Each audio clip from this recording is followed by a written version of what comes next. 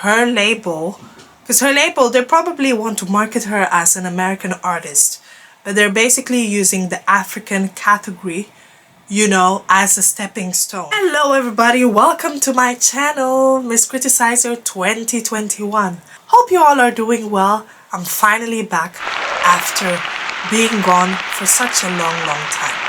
Now, this video is a reaction towards the snippet of the podcast that I came across from MacG. It's quite a popular pop culture podcast in South Africa. As you can see, I can just play a quick snippet. I hope I'm not going to be struck by copyright. I'll keep it simple and short. Me that so Tyla, this is where I'm going. Oh, yeah, Water. Yeah. She's like the biggest artist in New York that people know is from SA. Wow. She's massive. But he's saying that should have been Shoma Josie. So what happened is Shoma Josie was dating her videographer, some white guy, right?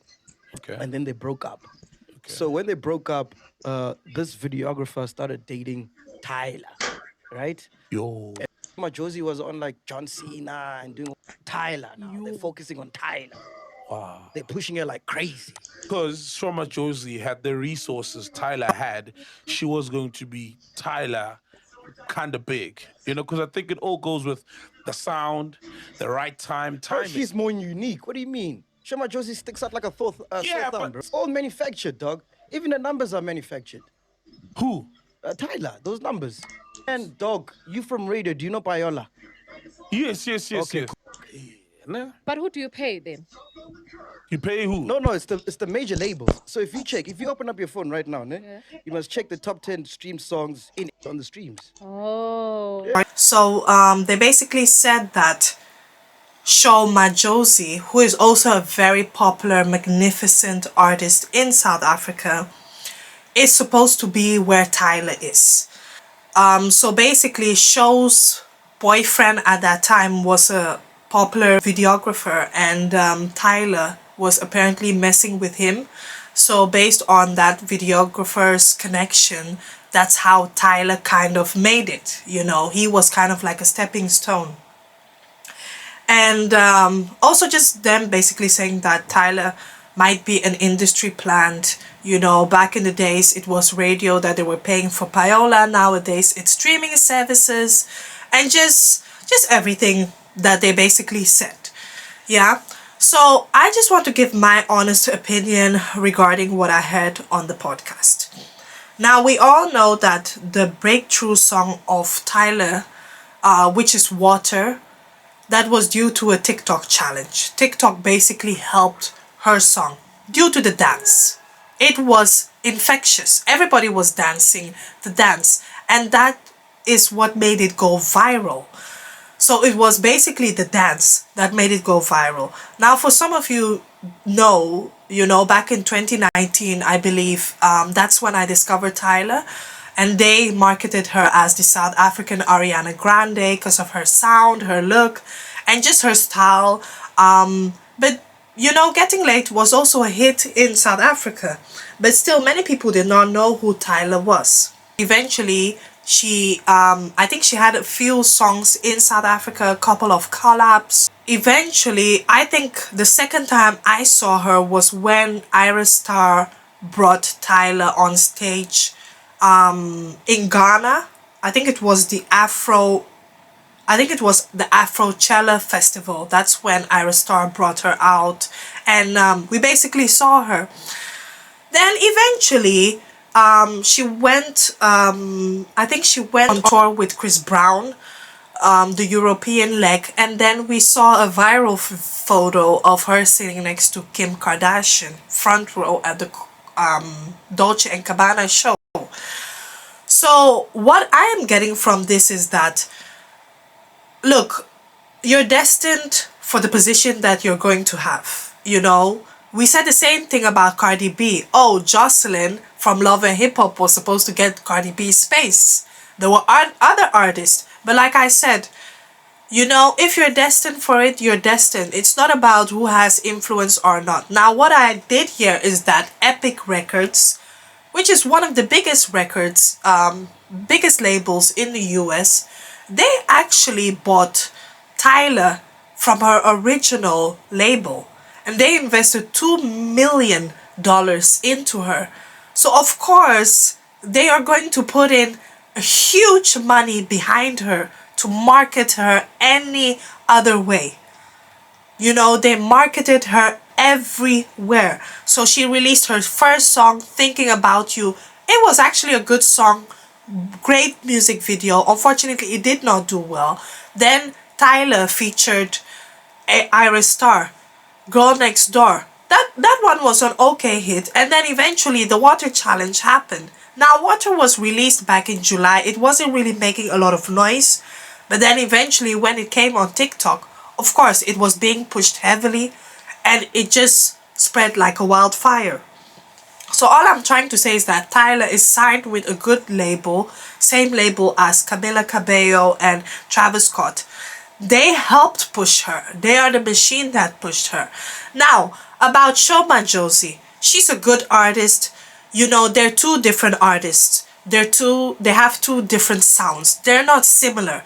Sho sings like in the Limpopo dialect, you know, the Sepedi dialect. Her dialect is very different. She mixes it with English. Her style is like rap sing.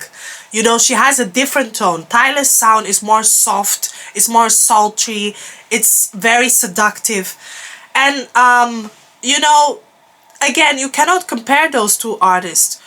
Even though I'm also a huge fan of Shoma Josie, but like I said, you know, I think it's not really fair to compare it. And it's always crazy that we compare two female artists. It's now my opinion regarding Tyler moving forward. And just some of the things to look out for. Now, like I said, Tyla, to me, Tyla is a good performer. She's an amazing dancer. She has stage presence. Tyla has the stage presence. You know, she has the overall look that Hollywood is looking for. My only thing is that, my thing is Tyla's vocals. You know, Tyla is one of those people who they're a better dancer than they're a better singer. You know, her vocals is very similar to other artists that are already in the US. For example, Sabrina Claudio, Normani in a way, Tinashe, Janae Aiko. They have that kind of soft sound. There's nothing really unique about her sound. I know that I'm going to get hate for this, but there's nothing really unique about her sound. The thing that kind of helped her is that she now has a new genre carved out for her. Afropiano, Amapiano, Popiano. Something that many people have not heard before. And we all know that hip-hop, R&B, those genres are slowly dying. Even pop to a certain extent. Many people are tired of hearing the same thing over the years. So of course she's fresh, she's a breath of fresh air. So I listened to the two songs on her new EP and none of them have that African sound. They're very more like R&B. The first song is the musical on and on, the musical on. And the second song is You Give Me Butterflies, sitting in the city of your disguise. They give me that slow R&B songs, beautiful songs, but again, there's nothing African about it. That's just my opinion. Anyway, moving on. I only have just a couple of issues, yeah. My issue is that, well, because at the moment she's nominated for a Grammy for Best African Act. I don't have an issue with that. My issue is that her label is probably using this category because this is a new category for us. You know, African music has never been really recognized in the world, and this is the first year that we're finally getting an African category for the Grammys. You know, and the fact that her label, because her label, they probably want to market her as an American artist, but they're basically using the African category, you know, as a stepping stone. And to me personally, that's not fair towards the other African acts. You know, when it comes to the African acts, let's just face it, we know that it's mostly Nigerian dominated. I don't have a problem with that. Afrobeats is is the number one genre, you know. Nigerians did their thing to push the genre. At the end of the day, we barely had African female artists being pushed into the mainstream. The only ones that we can now talk about is, for example, Thames. You know, Thames and Thames and Iris Star still didn't really make it through to the US. But at the moment, it's just Thames, African female act, you know. And to me, like even Thames also said it herself, her genre is not really African, you know. Even though it's a slap in the face, yes, she's a Nigerian, but her genre is not it. Then we have Tyla. Tyla sings in an American accent on an Afro Amapiano beats genre. And we know that, let's say, most Southern African songs, usually they sing in their local dialect. You know, they have this distinct South African sound. And that they're using it as a stepping stone just so that they could easily get her in, you know, because even though she has a hit in the US, but again, she's still being marketed as an African artist. She went number one on the UK Afrobeat chart. Same with the US Afrobeat chart. So that's basically helping her also. You know, in the beginning, it's easy to get through the Afrobeat category, and then from there, promote her as a US mainstream artist. And that's what I'm seeing. She's going to release her album next year. We'll see the type of song she'll have. But the way I see it, I think that they're pushing her into the R&B route. You know, as usual, people that were before her, Tinashe, Normani, Janae Aiko, you name it, Sierra, etc. Those type of people. So she has the look, like I said, she's with the US label. They're trying to promote her that way. And yes, some people might argue with me saying that, oh, no, but let's just be honest. If I did not know who Tyla was and I heard Water, I would just think that it's an American person who is singing on an Afrobeat / Amapiano sound. Because there are some American artists that have done it, you know, because there's nothing really distinct from her sound, you know. It doesn't really have that African sound. The reason why I'm saying it is, like I said, I've listened to so many South African artists. I know usually they sing in their local dialect. Even if it's in English, they blend it with their local dialect.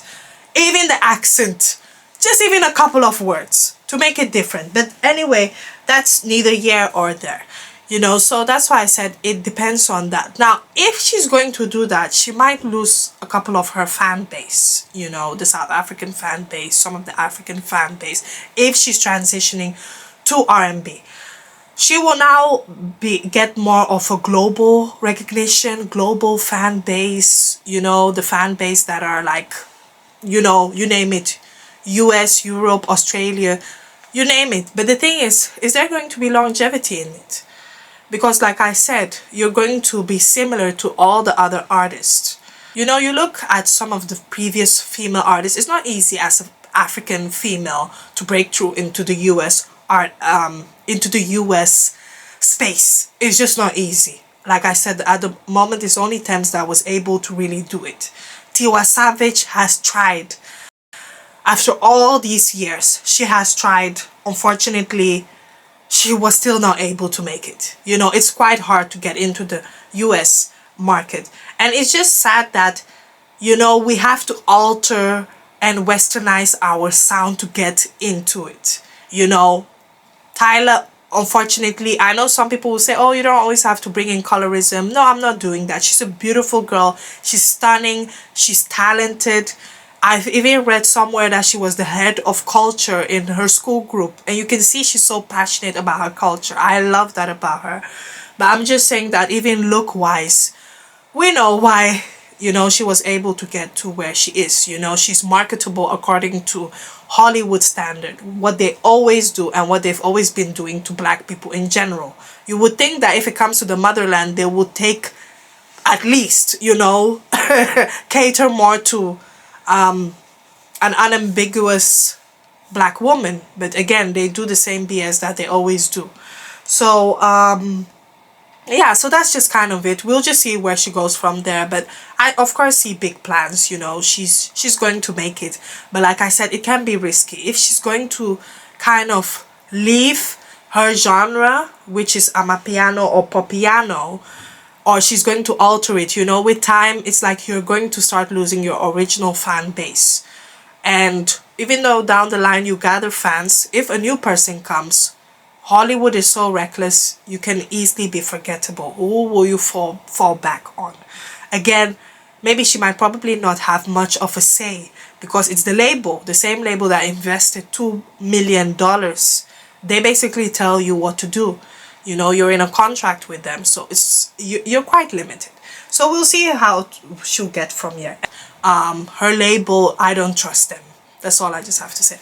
Anyway, thank you for watching my video. Have a lovely Christmas. See you. Bye bye.